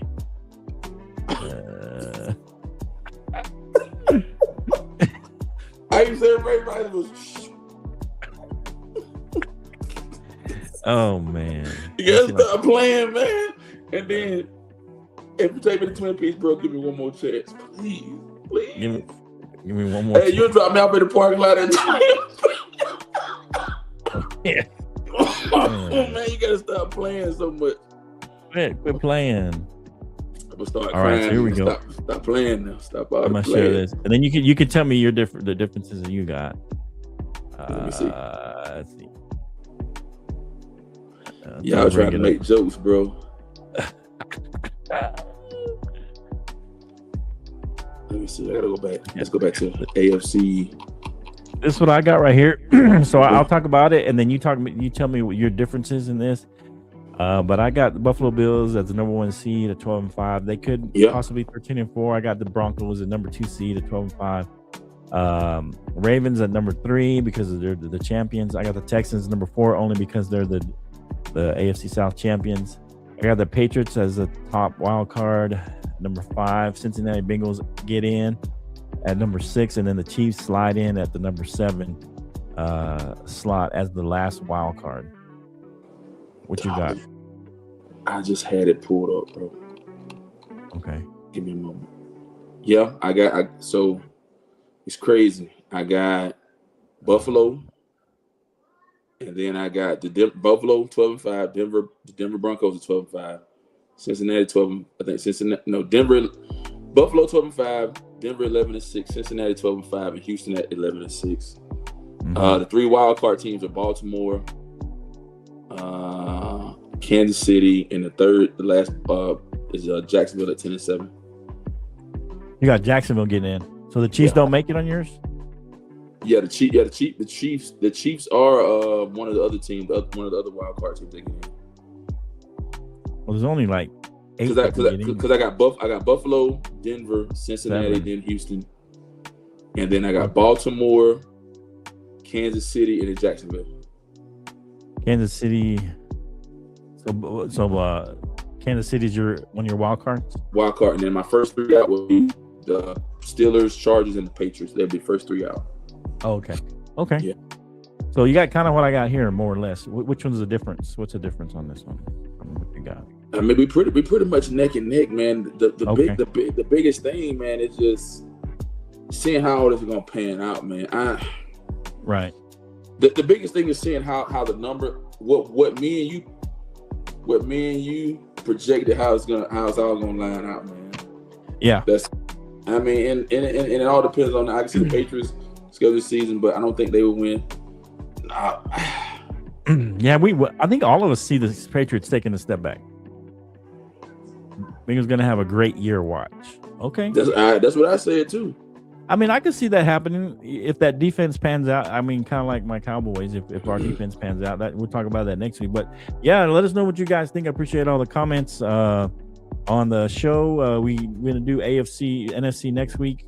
NFC picks, projections per preseason picks for next season, and then we can do next week too, man. We didn't get to it. We already, man. We've been going an hour and 45 minutes, but yeah, what we can do next week, man, we can talk about the Hall of Fame. I mean, they're going to have the Hall of Fame show this weekend coming up, where we can talk about the Hall of Fame projections, talk NFC.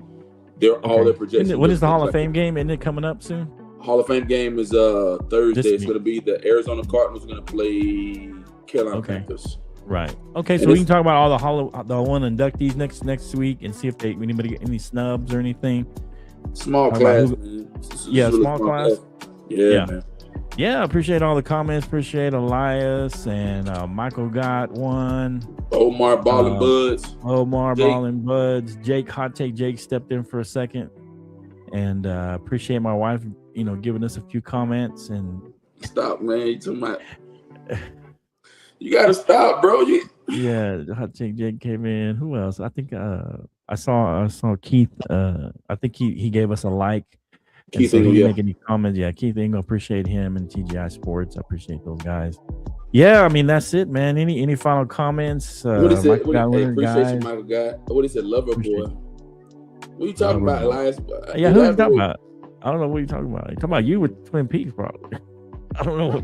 Bro, y'all think it's, man, most of them are ugly college girls that walk around in kilts. I'm telling y'all, the food is good. And the Yingling is 29 degrees and below. Y'all, you think I'm joking? And the one in Lubbock is nice. It's nice, bro. It's not even about. Why are you calling me lover boy? It's not about. You think it's about shit, bro? I'm telling you, B-Dubs ain't got nothing on Twin Peaks, and I'm not talking about. I'm talking about TVs everywhere, bro. You're talking about the atmosphere other than the food. Man, the girls are irrelevant. Man, trust me. The females are irrelevant. I'm telling you, what's your beer? If you had to get a good cold beer, what would you drink? Your beer. I'm telling you, bro. Man, any beer they got there, bro, Michelob or anything they got is cold. Listen to me. It's cold. Bro, and shouldn't it be cold anyway? Bro, you ain't gonna go no other restaurant. I'm telling you, this is get it that cold. Bro, they got a sign outside that said the beer is 29 degrees and below. Telling you, isn't that frozen? I mean, it's frozen. But I'm about to tell you, man. Hold on, man. It's okay, man. No, we gotta talk about it, man. Twin Peaks is typically between 29 degrees Fahrenheit and 32 degrees Fahrenheit. I told you, thought I was lying about the 29. It's cold. Okay, man. I got you, man. You think I'm talking about some stinky girls? Bro, that's irrelevant. I don't know. I don't mess around with those places, man. Bro, you got fried pickles, mozzarella sticks, good wings. I stay away, man. I stay away from all that, man. I can get my stuff somewhere else, man. That's all. All right, you come back to Lubbock, man. We'll go to Bubbles. We can go Bubbles. Now, I can tell you like, this is my last name. We're going to show. We go to Lubbock. We can go to Bubbles. We can go. B-Dub. The Hooters is closed in Lubbock. It's closed down, so you ain't got to worry about that. But if you want like good sports food, yeah, probably Bubbles there. Probably Bubbles by tomorrow.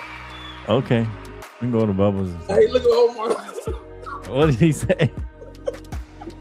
What Omar say? I don't want cold beer, cold beautiful beer. I mean, I'm done. Hell of a show today, baby. Hell of a show. Hey, this one. Hey, appreciate Omar jumping in. Man, he jumped in as Omar, then he jumped in as Ball and Buzz. He was everywhere. I like it. Hey, give us a like, Omar. This one for the books, Flo.